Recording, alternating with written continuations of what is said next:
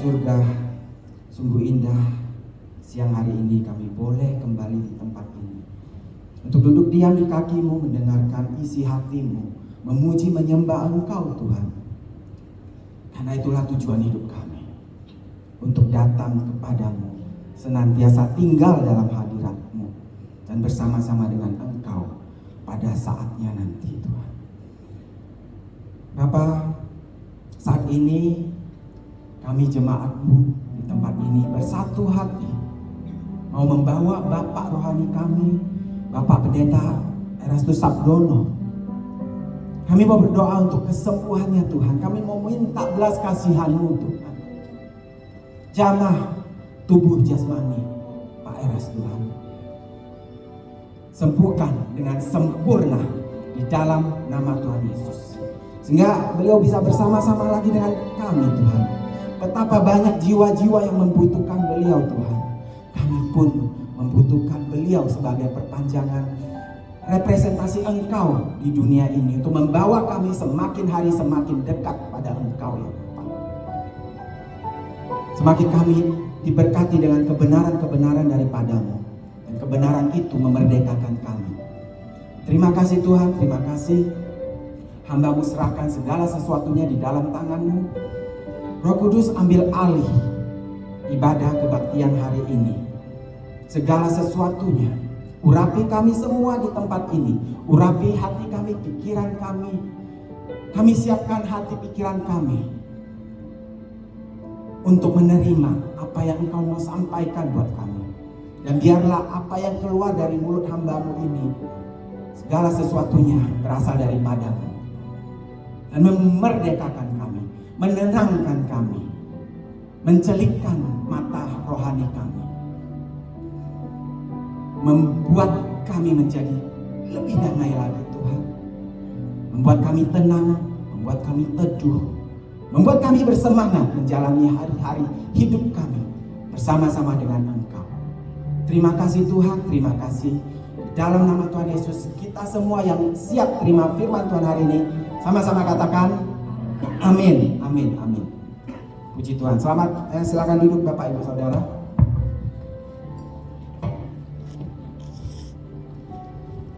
Ada sukacita Bapak Ibu Saudara, shalom, ada damai sejahtera bersama kita semua.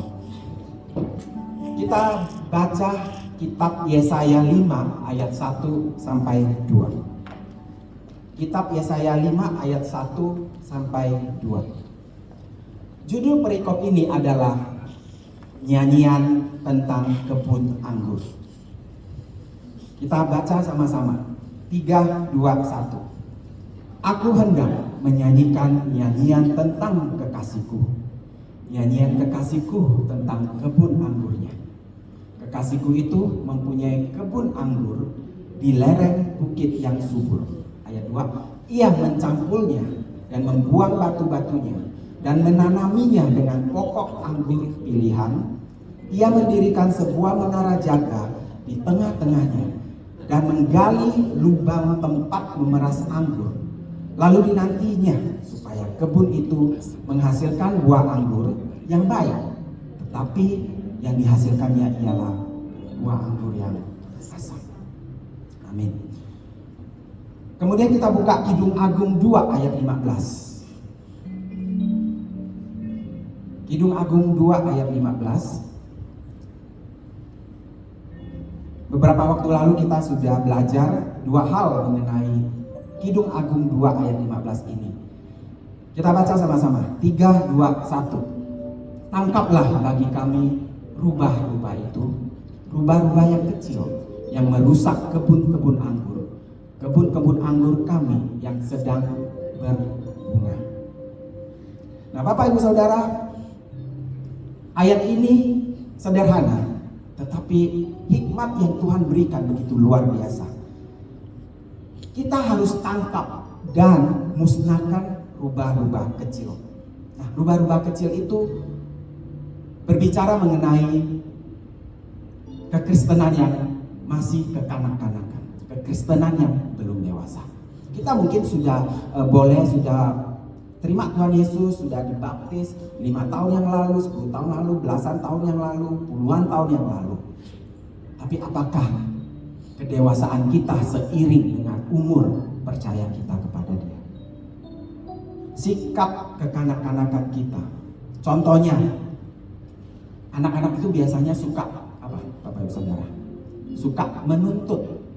Apa yang dia mau harus dipenuhi oleh orang tuanya. Keinginannya kalau tidak dipenuhi, waduh, ngambek ya. Nah, rubah kecil selain berbicara mengenai kekristenan yang masih kekanak-kanakan, juga berbicara mengenai kompromi-kompromi kecil, dosa-dosa kecil, kebiasaan-kebiasaan buruk kecil yang mungkin kita masih lakukan. Kenapa? Karena itu kebiasaan. Padahal kita nggak tahu, mungkin kita tahu ya, atau mungkin kita belum sadar kebiasaan itu ternyata tidak menyenangkan Allah Bapa kita. Tuhan mau kita tinggalkan segera agar kita semakin dewasa dan murni di hadapannya. Amin Bapak Ibu Saudara. Kita mau menjadi Kristen dewasa dan terus menyenangkan hati Bapa kita. Lalu sifat lainnya dari rubah itu adalah rubah itu sama seperti binatang kucing. Mereka aktif sekali di malam hari. Nah, malam hari ini artinya di tempat yang gelap, di tempat yang tersembunyi, di tempat yang saat kita sedang sendiri, di tempat yang tidak ada orang lain yang melihat. Nah, pada saat itu, apakah kita tetap melakukan hal-hal baik? Apakah kita tetap melakukan hal-hal yang benar? Atau kita lakukan hal curang, hal yang tidak jujur karena tidak ada orang yang melihat? Kondisi gelap, kondisi malam. Rubah itu licik Bapak Ibu Saudara. Dan saat malam itulah godaan begitu besar. Saat sedang sendiri, saat tidak ada orang yang lain yang melihat, itu godaan begitu besar. Dan saat itu pula kita bisa menilai diri kita, apakah kita pribadi yang berintegritas tinggi seperti yang Tuhan mau atau tidak.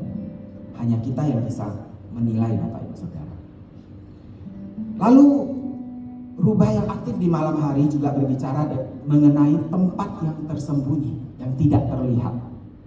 Malam hari biasanya gelap, tidak terlihat, dan itu adalah isi hati dan isi pikiran kita, Bapak Ibu Saudara. Tidak ada satupun di dunia ini yang tahu isi hati dan isi pikiran kita selain diri kita sendiri, dan selain tentunya Tuhan yang ciptakan kita. Isi hati, isi pikiran kita hendaknya senantiasa kudus dan tidak bercacat celah, karena Tuhan melihat hati kita, Bapak Ibu Saudara. Cara mengecek isi hati dan pikiran itu gimana? Salah satunya adalah kita lihat isi perkataan yang keluar dari mulut kita. Kita lihat perbuatan yang kita lakukan.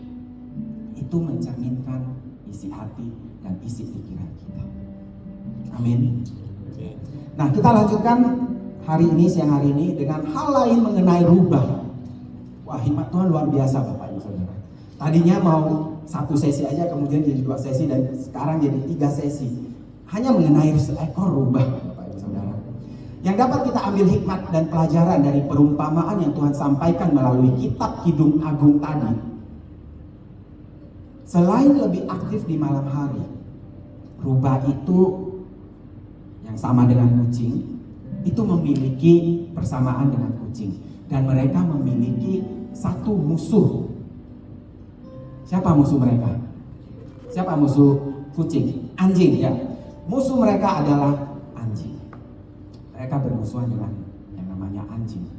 Dan Bapak Ibu Saudara tahu persis anjing itu melambangkan kesetiaan. Kesetiaan. Bapak Ibu Saudara mungkin tahu kisah mengenai Hachiko. Ada yang tahu? Hachiko ya. Nah, Hachiko ini adalah anjing Jepang yang paling terkenal karena kesetiaannya pada sang pemilik. Pemiliknya orang Jepang, seorang lelaki bernama Ueno. Nah, setiap hari Hachiko ini selalu setia menemani Pak Ueno ini di pagi hari menuju ke stasiun Shibuya untuk dia naik kereta menuju tempat kerjanya. Anjing ini, Hachiko ini akan antar ke stasiun. Nah, kemudian pada sore hari saat Pak Ueno ini mau balik dari kerjanya dan berhenti di stasiun yang sama, Hachiko sudah tunggu di stasiun itu, stasiun Shibuya ya. Nah, sampai pada akhirnya suatu hari Hachiko sudah tunggu begitu lama di sore hari menunggu majikannya pulang dan tidak muncul-muncul Pak Ueno ini. Padahal jam yang seharusnya dia pulang sudah lewat. Lalu Hachiko pun pulang ke rumahnya tanpa majikannya. Dan kemudian dia kembali lagi ke stasiun besoknya untuk berharap bertemu dengan majikannya itu. Hachiko tidak tahu bahwa kemarin majikannya itu sudah meninggal dunia di tempat kerjanya. Sudah meninggal dunia di tempat kerjanya. Ini Hachikonya, Bapak Ibu Saudara. Nah, Hachiko terus melakukan kebiasaan itu dengan harapan bahwa majikannya itu suatu saat akan kembali. Petugas stasiun Shibuya yang entah bagaimana caranya coba menyampaikan kepada anjing ini bahwa majikannya udah nggak ada. Tapi Hachiko ini terus datang, Bapak Ibu Saudara. Tiap hari datang terus, tiap hari datang terus, berharap bertemu kembali dengan majikan yang sangat dia kasihi. Hal itu dia lakukan terus menerus tahun demi tahun sampai Hachiko meninggal pada tahun 1935. Dia meninggal pada tanggal 8 Maret 1935. Hachiko lahir di 10 November 1923. Nah, hari ini 10 November ya. Jadi hari ini ulang tahunnya Hachiko. Nah, jadi Hachiko meninggal di usia 12 tahun.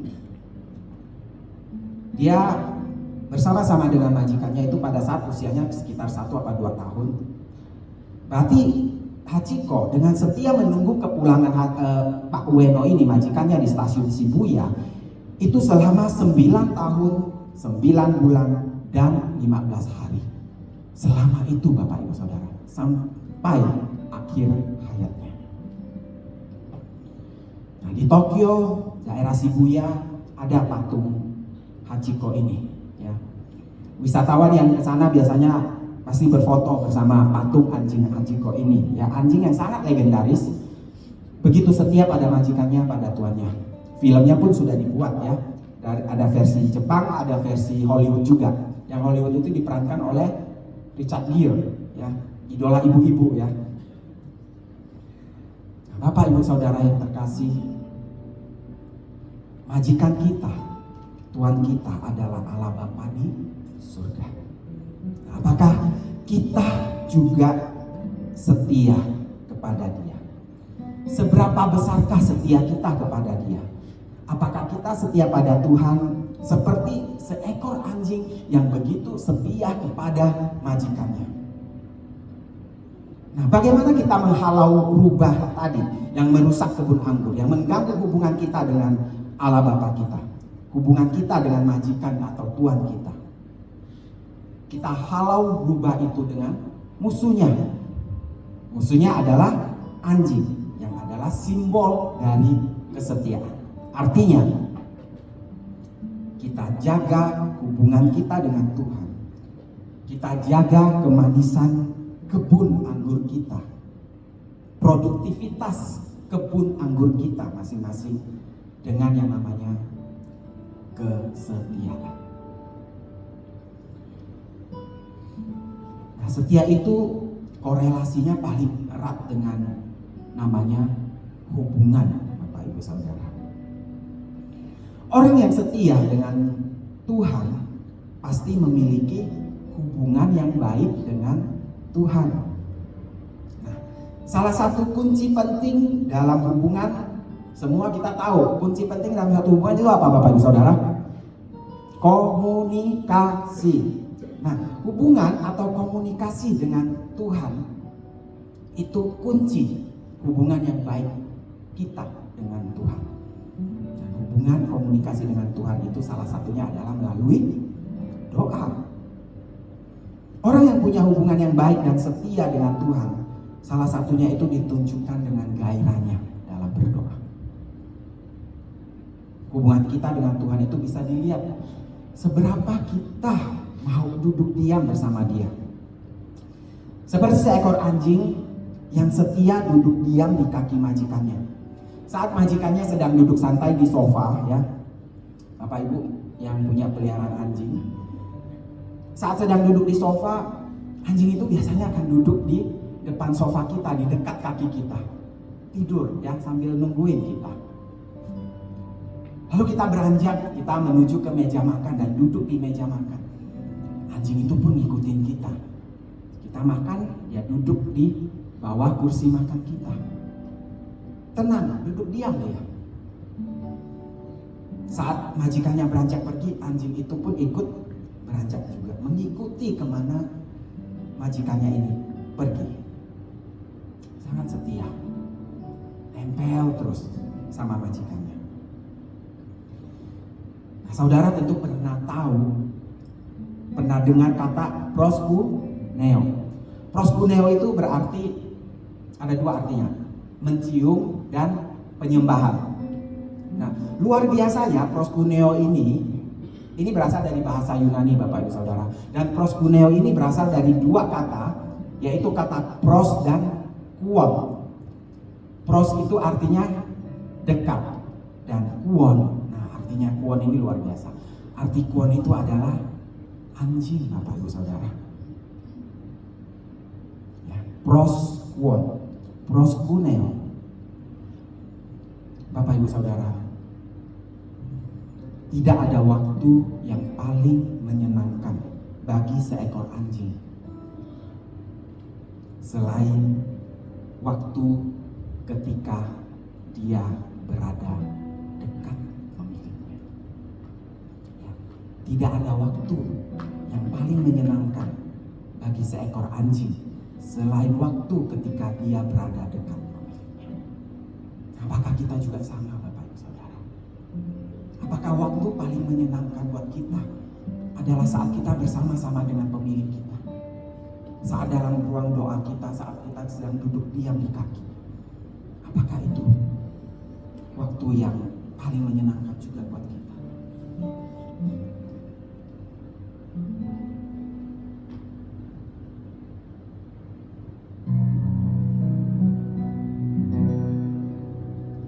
Tuhan ajar ku setia sampai kapanpun tetap setia. Ku cinta kau dengan segenap jiwa, selamanya ku cinta kau. Sekali lagi kita nyanyikan. Tuhan ajar ku setia sampai kapanpun tetap setia. Ku cinta kau dengan segenap jiwa, selamanya ku cinta kau. Tidak ada waktu yang paling menyenangkan bagi seekor anjing selain waktu ketika dia berada bersama dekat pemiliknya. Saat duduk di sofa bersama pemiliknya, anjing itu gerak-gerakin ekornya. Dan itu adalah tanda dia senang sekali, dia lagi bahagia. Gembala sedang kita ajarkan kepada kita untuk menjadikan Tuhan sebagai kesenangan kita. Gembala sidang kita mengajarkan kita untuk menjadikan Tuhan sebagai satu-satunya kebahagiaan hidup kita, Bapak Ibu Saudara. Seperti anjing yang begitu senang ketika duduk diam dekat majikannya. Maka salah satu wujud dari menjadikan Tuhan kesenangan atau kebahagiaan itu adalah ketika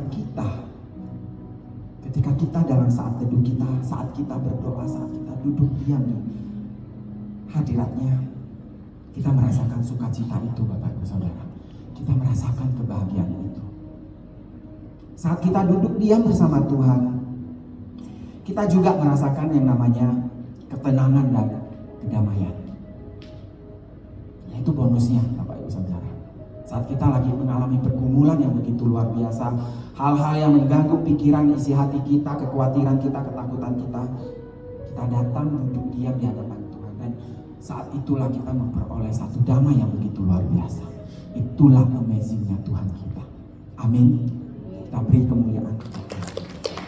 Begitu tenang, begitu damai. Dan itulah kebahagiaan dan sukacita kita. Saya rasa di dunia ini, hal yang tidak kita dapatkan dimanapun dalam kehidupan di dunia ini adalah saat kedamaian itu, saat ketenangan itu, saat bahagia itu, untuk bisa duduk diam di kakinya Tuhan. Mazmur 62 ayat 2 katakan, hanya dekat Allah saja aku tenang. Hanya dekat Allah saja aku tenang.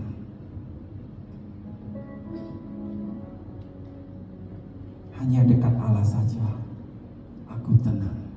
Daripadanya lah keselamatanku. Nah, kembali ke Yesaya 5 ayat 1 sampai 2. Bapak Ibu Saudara, firman ini membawa kita pada satu kebenaran penting, bahwa hidup kita seharusnya menghasilkan buah yang manis untuk Tuhan. Buah kebenaran yang Tuhan nantikan dari kita dalam hidup kita. Ayat kedua tadi disebutkan terakhirnya yang ditemukan pemilik kebun anggur itu adalah buah yang asam, Bapak Ibu Saudara. Nah, mari kita periksa diri kita. Jangan-jangan kita menghasilkan buah yang asam. Mungkin hidup kita terlihat berbuah ketika kita melayani, kita banyak memberi, ya, berbagai aktivitas rohani lainnya, ke gereja terus ya, rajin ke gereja. Namun kita lalai, kita lupa untuk memperhatikan yang namanya keadaan hati kita. Ya, mungkin di hati kita masih ada namanya iri hati lah, kekecewaan, kemarahan, ketidaksabaran, dan berbagai sifat-sifat lain yang tidak sesuai dengan kebenaran Tuhan. Nah, ini tentu mempengaruhi rasa buah yang kita hasilkan. Ya. Nah, pada akhirnya orang lain justru mengecap buah asam dari hidup kita. Ya, jangan sampai itu terjadi, Bapak Ibu Saudara.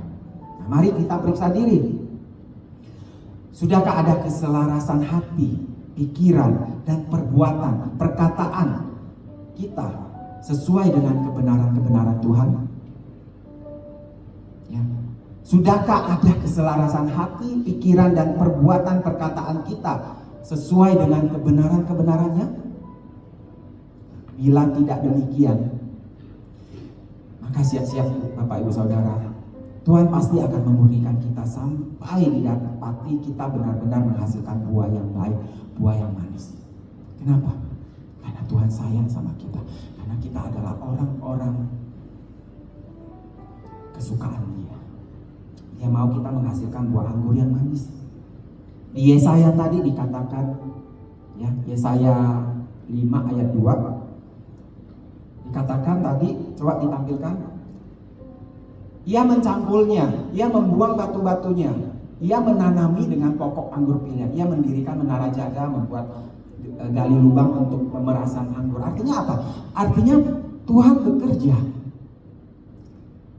di kebun anggur itu supaya apa? Supaya menghasilkan buah anggur yang baik. Artinya apa, Bapak Ibu Saudara? Artinya Tuhan pun bekerja dalam hidup kita supaya kita menghasilkan buah anggur yang manis, tidak asam. Jadi, kalau masih ada hal-hal yang masih belum sesuai dengan kehendak Bapa di surga, saya yakin dan percaya Tuhan pasti melakukan sesuatu dalam hidup kita. Amin, Bapak Ibu Saudara. Berani terima tantangan ini? Ya. Kita di tangan Tuhan yang baik. Gak usah khawatir kalau ada proses yang Tuhan jalankan dalam hidup kita. Tujuannya satu, ya, membuang batu-batu dari kebun anggur kita, ya, mencangkulnya, dan itu sakit Bapak Ibu Saudara. Tanah yang dicangkul ya itu sakit sekali. Didirikan menara jaga. Tuhan kirimkan orang-orang di tengah-tengah kita untuk menjaga kita juga Bapak Ibu Saudara. Menjaga kelakuan kita, perkataan kita, menegur kita kalau ada yang gak benar. Ya. Nah, Tuhan pun kadang tidak mengizinkan seseorang hadir dalam hidup kita, pergi dari hidup kita. Karena Tuhan tahu orang itu akan membawa dampak negatif buat hidup kita. Amin. Ya. Nyanyikan lagi tadi. Tuhan ajarku setia sampai kapanpun tetap setia. Ku cinta kau dengan segenap jiwa, selamanya ku cinta kau. Tuhan akan menggarap kebun anggur kita. Tuhan akan menggarap kehidupan kita sampai kita ditemukan seorang yang setia di hadapan Dia. Amin Bapak Ibu Saudara. Beri kemuliaan buat Tuhan. Kami rindu, kami mau menjadi lebih setia lagi kepada Engkau ya Tuhan. Itu doa kami. Itu doa kita semua Bapak Ibu Saudara. Nah, setia itu artinya kita sudah tidak tengok sana, tengok sini lagi Bapak Ibu Saudara. Sudah nggak tengok itu apa? Sudah nggak lihat sana, lihat sini lagi. Ketika seorang pria diberkati dalam pernikahan yang kudus dengan seorang wanita, maka saat itu juga argo atau meteran kesetiaan itu langsung berjalan. Saat itu juga sudah tidak ada lagi namanya pria lain, sudah tidak ada namanya lagi wanita lain dalam kehidupan pasangan ini. Nah, kalau dalam kehidupan pernikahan itu biasanya mengganggu kesetiaan pasangan suami istri itu apa? Will atau pill, wanita lain atau pria lain. Nah, dalam kehidupan pernikahan yang mengganggu kesetiaan itu pria lain atau wanita lain. Maka, apa yang mengganggu kesetiaan kita pada Tuhan kita? Apa yang mengganggu kesetiaan kita dalam kehidupan kita bersama Tuhan? Kita semua milik Tuhan Bapak Ibu Saudara. Begitu juga suami istri saling memiliki satu sama lain. Kita milik Tuhan. Hubungan kita dengan Tuhan pun harus setia.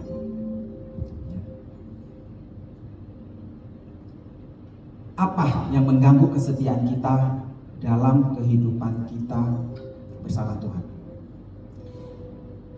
Saat sedang mempersiapkan khotbah ini Bapak Ibu Saudara, saya mendapatkan satu mimpi.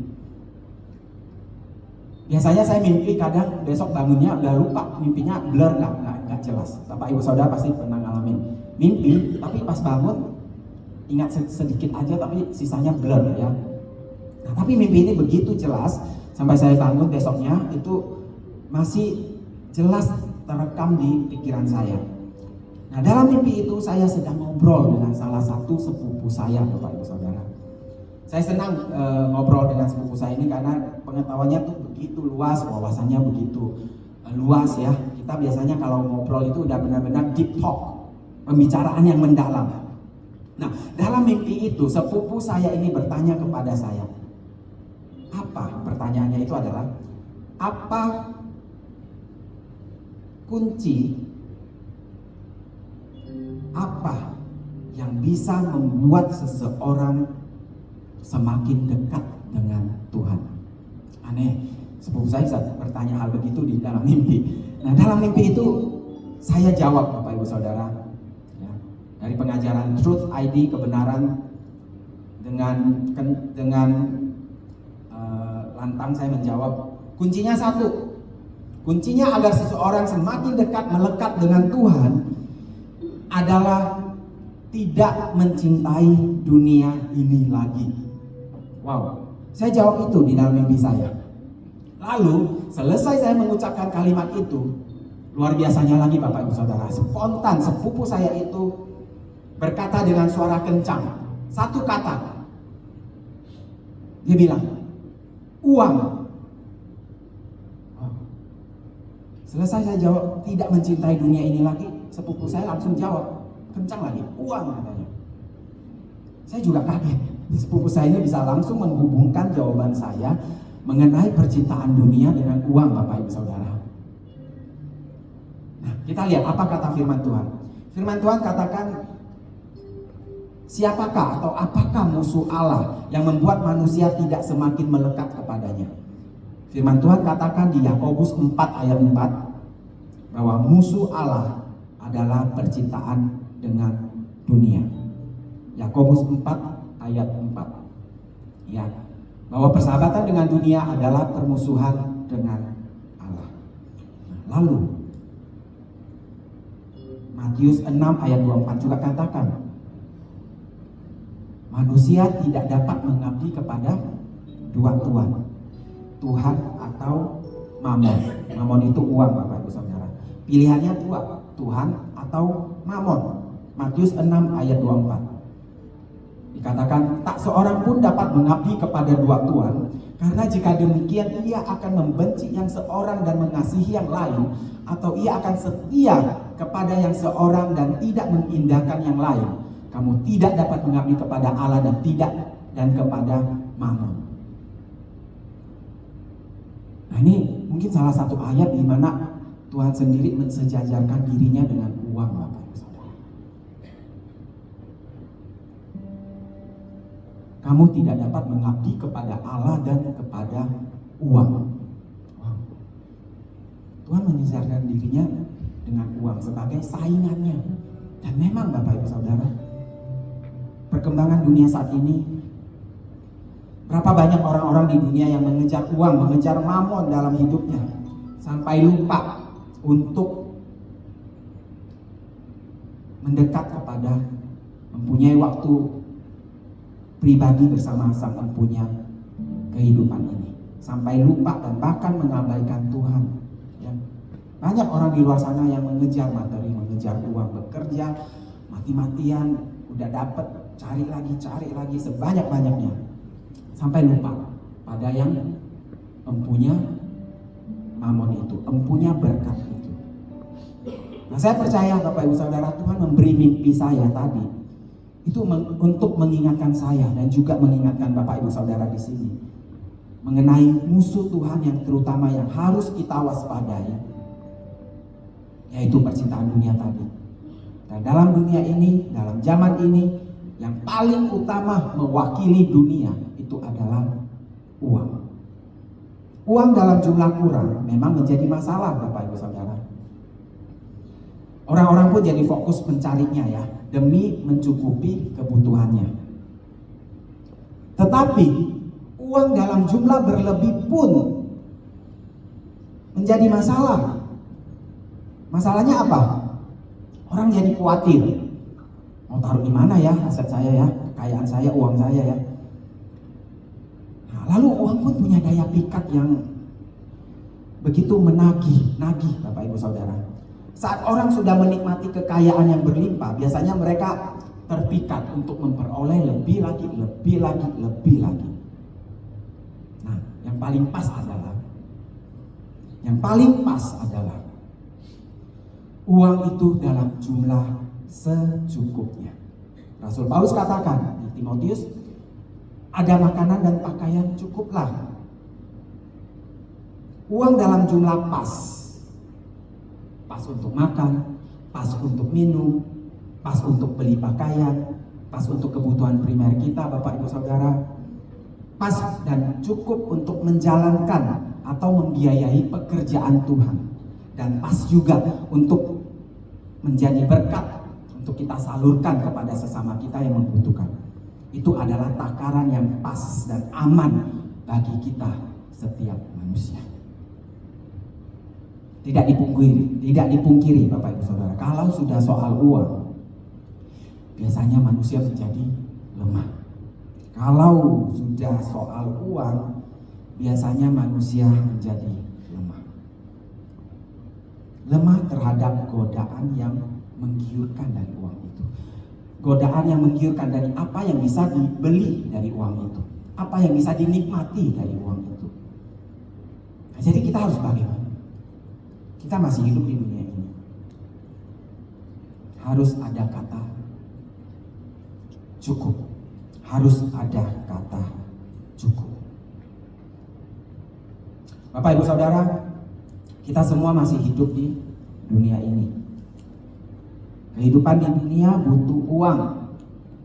Hampir semua manusia mau hidup berkecukupan, bahkan berkelimpahan. Lalu ada yang bilang, ya orang yang pas-pasan punya masalah. Orang-orang kaya pun, orang-orang kaya raya ya Bapak Ibu Saudara, kaya dan kaya raya, itu pun punya masalah. Orang miskin menangis, ya. Orang kaya menangis nggak Bapak Ibu Saudara? Menangis juga, tapi mungkin jarang yang menangisnya ya kalau orang kaya. Kalaupun menangis, orang yang berkelimpahan, yang kaya ya, menangisnya lebih enak Bapak Ibu Saudara. Orang kaya menangisnya di mobil mewah dia, enak, adem, ada AC-nya, duduk di kursi jok kulit. Kalau orang yang pas-pasannya nangisnya di atas sadel sepedanya. Terus orang kaya, kalau hapus air matanya pun beda sama orang miskin. Hapusnya pakai sapu tangan sutra. Terus kalau yang wanita, ya wanita, biasa pakai apa di bulu mata ini? Spidol ya. Biasa di sini. Hah? Apa? Kara. Bukan santan Bapak Ibu Saudara, ini warnanya hitam ya. Spidol ya, kayak spidol itu. Nah, kalau pernah nggak lihat wanita menangis karena dia pakai apa tadi? Spidol tadi, mukanya tiba-tiba muncul garis-garis hitam. Kita yang lihat pun tadinya mau ikut kasihan, ikut sedih kok jadinya jadi takut ya Bapak Ibu Saudara. Nah, uang dalam jumlah pas itu yang terbaik bagi kita. Asalkan semua bisa dilewati, kita sudah sangat bersyukur Bapak Ibu Saudara. Kita terus bersyukur ya, sampai hari ini. Kita semua tentu ingin hidup dalam yang namanya surga dunia lah ya. Namanya masih di dunia kok. Nah, surga dunia itu biasanya dihubungkan dengan hidup berkelimpahan, dengan kekayaan. Tapi kita tahu surga dunia bukanlah kekayaan, bukan kenikmatan dunia atau kemewahan dunia. Karena semua itu akan berlalu. Nah, salahnya banyak orang di dunia ini, di luar sana Bapak Ibu Saudara, malah terbuai dengan hal-hal itu sampai lupa dengan hal-hal yang esensial tadi, hal-hal yang paling penting tadi. Surga dunia yang sesungguhnya adalah saat kita berada di hadiratnya, dalam kedekatan dengan Dia, berjalan bersama-sama dengan Dia setiap hari.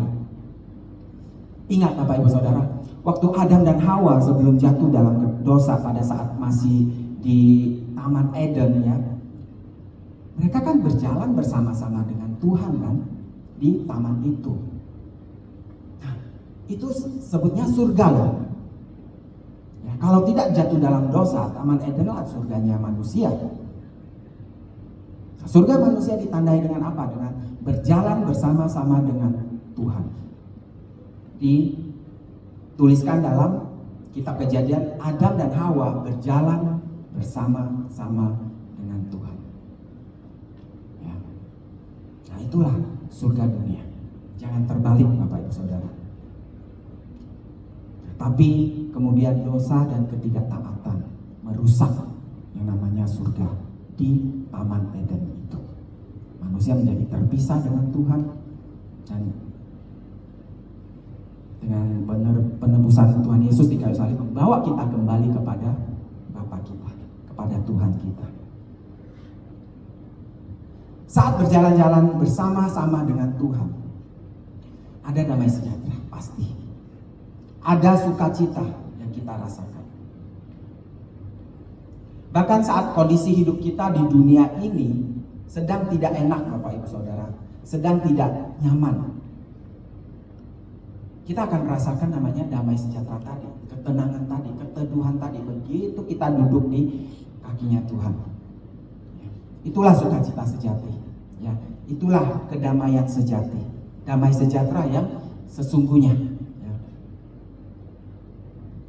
Nah, kebun buah anggur yang manis itu kita hasilkan, kita jaga produknya melalui kesetiaan kita dengan Tuhan.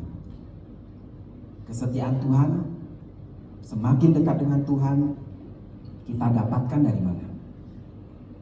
Ketika kita semakin meninggalkan percintaan dunia, yang adalah musuh Allah tadi. Ya, jelas Alkitab katakan percintaan dengan dunia adalah permusuhan dengan Allah. Dan hal utama dari percintaan dunia di zaman ini, ya, yang mewakili percintaan dunia itu adalah cinta uang dan mengejar uang sampai lupa pada hal yang terutama dan pada tujuan yang terutama dalam hidup ini. Kembali ke anjing Hachiko tadi, Bapak Ibu Saudara, hal apa yang kita bisa pelajari dari seekor anjing? Dari Hachiko tadi dalam hubungan kita dengan majikan kita, dengan Tuhan kita. Yang dikatakan, tidak ada waktu yang paling menyenangkan bagi seekor anjing selain waktu ketika dia berada dekat pemiliknya. Tidak ada waktu yang paling menyenangkan bagi kita selain ketika kita berada dekat dengan pemilik kita. Ingat kembali pesan Bapak Gembala kita, jadikan Tuhan sebagai kebahagiaan kita. Tidak ada waktu yang paling tenang dan damai selain ketika kita berada dekat dengan Dia. Ada satu foto saya mau tampilkan buat Bapak Ibu Saudara. Ya. Coba lihat. Seorang manusia dengan seekor anjingnya yang setia. Bedanya apa? Mereka duduk bersama-sama. Tapi di pikiran manusia itu mobil sport. Saya mau nabung banyak buat beli mobil sport. Saya mau bangun rumah yang lebih mewah. Uang. Itu yang di pikiran manusia. Ya, manusia di sana, di luar sana, Bapak Ibu Saudara. Bukan yang di sini ya.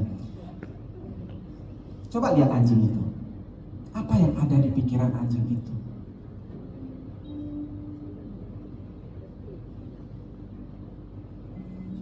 Yang di pikiran anjing itu cuma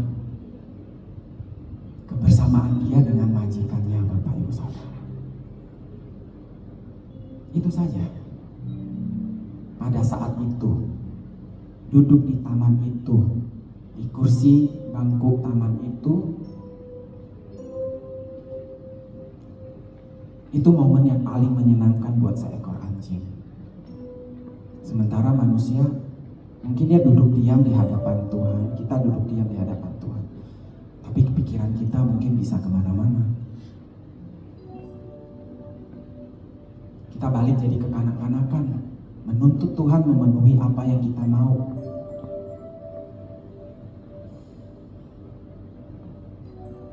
Apa yang kita bisa belajar dari seekor anjing? Saat paling menyenangkan bagi seekor anjing adalah saat dia berada dekat dengan pemiliknya. Momen saat ini, Bapak Ibu Saudara, anjing itu nggak mikir ke depan. Kalau si manusia itu, pria itu mikirnya kan ke depan ya, target-target dialah, apa yang dia mau capai ke depannya, sebulan lagi, setahun lagi, 20 tahun lagi. Hanya itu di pikiran si anjing, ya. Aku menikmati saat bersama majikanku, duduk diam bersama dia. Itu saja yang buat saya senang. Sore hari ini saya ajak Bapak Ibu Saudara belajar menjadikan Tuhan sebagai kebahagiaan kita, kesenangan kita. Belajar untuk duduk diam bersama Tuhan.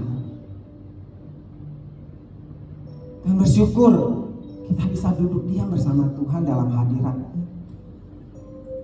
Dan kita nikmati momen itu. Kenapa orang bisa doa sampai 2 jam, 3 jam? Karena ini, dia begitu menikmati momen bersama dengan sang majikan. Kenapa Hachiko bisa sampai menunggu 9 tahun lebih, Bapak Ibu Saudara? Karena dia cinta sama majikannya. Dan dia berharap bertemu majikannya kembali.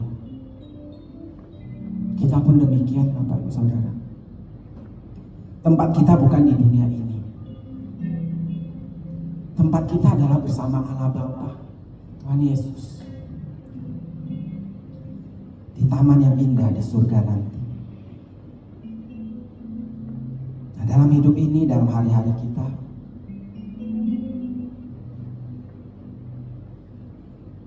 rasakan keindahan dan kebahagiaan itu ketika kita duduk diam bersama majikan kita. Mari saya undang bangkit berdiri Bapak Ibu Saudara. Choir WL boleh bersama dengan kita di atas mimbar ini.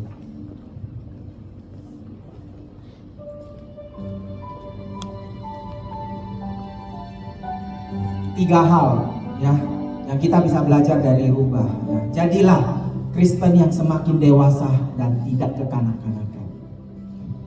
Tinggalkan dengan ekstrim kompromi-kompromi dosa kecil kita, kebiasaan-kebiasaan buruk kita yang tidak berkenan bagi Tuhan. Yang kedua, waspada dengan tempat yang tersembunyi saat kita sedang sendiri, saat tidak ada orang lain yang melihat. Waspada terhadap isi hati kita, isi pikiran kita, area malam, area gelap yang tidak terlihat. Hanya kita yang tahu, hanya Tuhan kita yang tahu. Terus berintegritas dalam hidup kita, menjadi pribadi yang berintegritas dan berkarakter ilahi di mata Tuhan kita dan mata sesama kita. Dan yang ketiga, lawan rubah itu, usir rubah itu yang mengganggu kebun anggur kita, yang mengganggu hubungan manis kita dengan Tuhan, yang mengganggu produktivitas buah kita yang manis. Usir dengan musuhnya, yaitu kesetiaan, dengan anjing yang melambangkan kesetiaan dengan Tuhan kita. Kesetiaan yang makin mempererat hubungan kita dengan Tuhan dan makin membawa kita menjauh dari percintaan dunia. Kehidupan kita pun makin menghasilkan buah anggur manis yang menyenangkan. Buah anggur manis yang menyenangkan Tuhan dan memberkati sesama kita. Mari Bapak Ibu Saudara, kita komitmen, kita perdalam lagi kesetiaan kita dengan Tuhan, dengan selalu tinggal dalam Dia dan nikmati cintanya. Seperti anjing tadi, saat dia bersama majikannya, yang dia pikirkan hanya satu, momen yang indah itu bersama Tuhan saat itu. Gak mikirin masa lalu, gak mikirin masa yang akan datang. Dia nikmati saat itu, dia nikmati saat-saat bersama dengan Tuhan yang indah. Gak ada kekhawatiran, gak ada penyesalan tentang masa lalu. Kita hidup di masa saat ini. Masa depan kita gimana? Di tangan Tuhan, Allah kita, Allah yang penuh kuasa, Allah yang penuh kasih, arsitek hidup kita, perancang hidup kita yang ajaib dan luar biasa, yang memberi kita hari depan yang damai dan penuh sukacita, penuh damai sejahtera.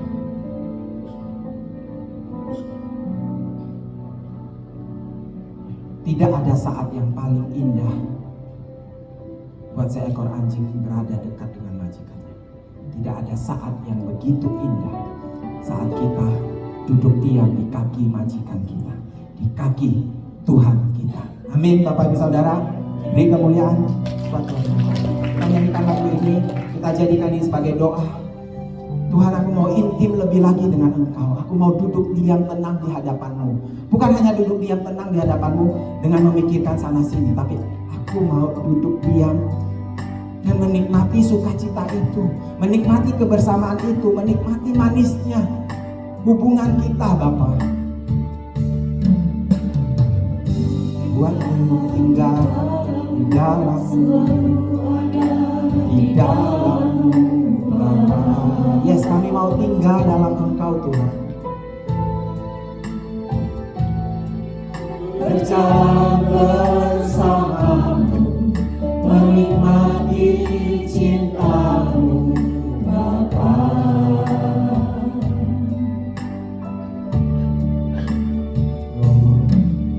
Ku dekat erat Engkau, dalam relung jiwaku menyatu denganmu. Perkenankanku menjadi kekasih abadi. Sekali lagi, buat kami tinggal dalam Engkau Tuhan. Buatku tinggal di dalam-Mu, selalu ada di dalam-Mu Allah.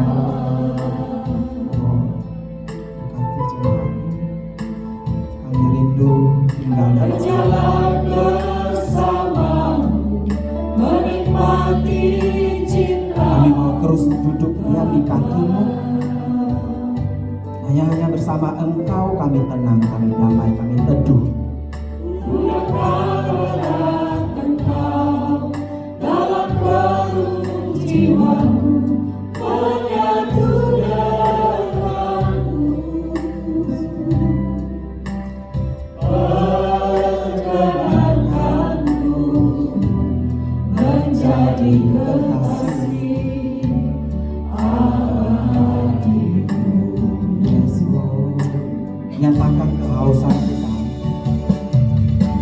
Haus hatiku selalu bersama Yahweh Bapa-Ku.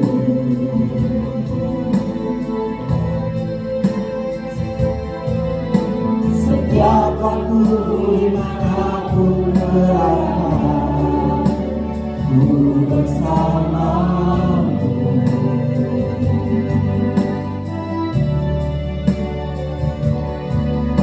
Yang aku perlu hanyalah diri-Mu satu-satunya. Ku tinggal tetap di hadirat-Mu ya Bapa. Haus hatiku Tuhan, haus hatiku selalu bersama Yahweh Bapa-Ku. Setiap waktu, setiap waktu dimanapun berada, ini kerinduan kami Tuhan, ini keinginan kami Tuhan, dan ini kebutuhan kami.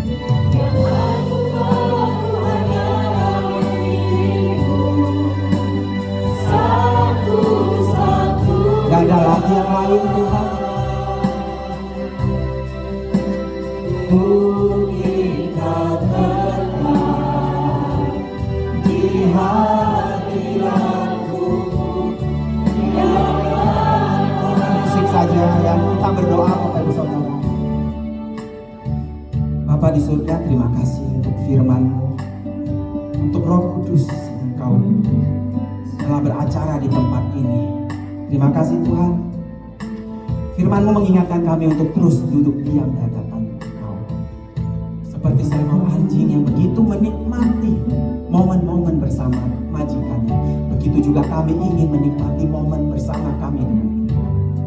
Kami gak mau terganggu dengan dunia sana, kami gak mau terganggu dengan masa lalu kami, kami gak mau terganggu dengan cita-cita, kekhawatiran kami, ketakutan kami. No Tuhan, kami hanya mau menikmati momen bersama Engkau.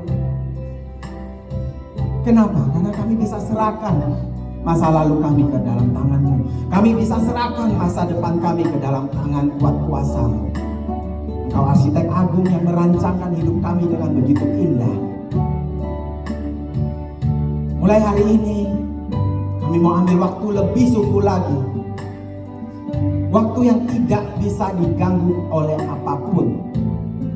Waktu di mana kami fokus, berkonsentrasi dan menikmati kebersamaan dengan Engkau.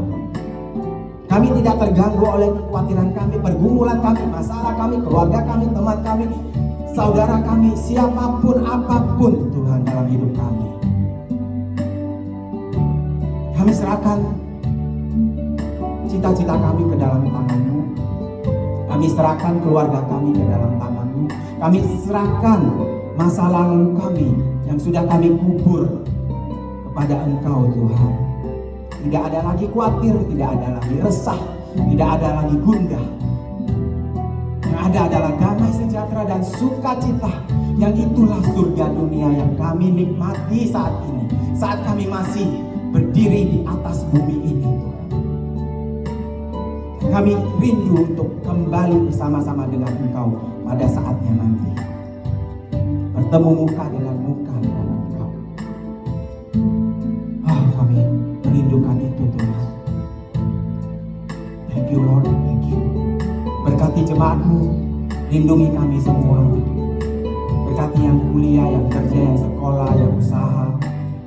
Apapun yang kami kerjakan Tuhan, Engkau buat berhasil. Yang sedang sakit Engkau sembuhkan. Yang lemah Engkau kuatkan.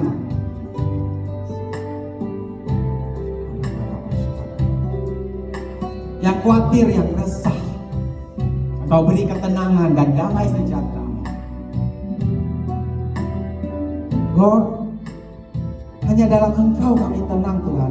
Hanya dalam Engkau kami damai Tuhan. Tidak ada tempat lain di dunia ini yang bisa kami temukan itu. Thank you Lord, thank you so much. Terima kasih banyak Tuhan. Kami serahkan segala sesuatunya ke dalam tangan-Mu. Masa depan kami di tangan, hari-hari hidup kami di tangan. Terima kasih Tuhan, terima kasih. Mari Bapak Ibu Saudara yang sudah terima berkat Tuhan yang luar biasa, kita sama-sama katakan amin. Kita lanjutkan dengan doa Bapak Hasan.